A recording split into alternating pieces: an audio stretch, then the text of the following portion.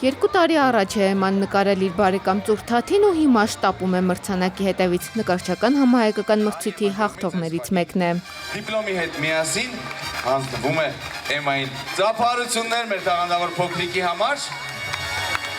Նկարել եմ 2 աղջիկ, որ իրանք անտառում խաղում են։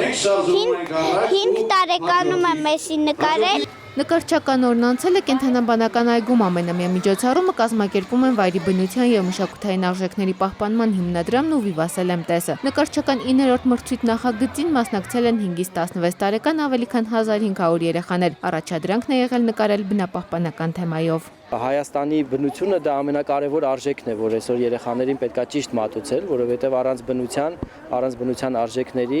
Հայաստան երկրում ապրել հնարավոր չի լինի այլևս։ Երեխաների պատկերացրած միջավայրը նման է իրենց հեքիաթների աշխարհին, նշում է Ռայլ Ֆրիրիկյանը, փոքրիկները նկարել են այն, ինչ երազում են։ Վիվասել MTS-ի գլխավոր տնօրենն ասում է, մեծահասակները սովորելու շատ բան ունեն այդ մանկական պատկերներից։ Երեխան հասկանալու է, թե ինչի համար այլևս ոչ կենդանի պիտի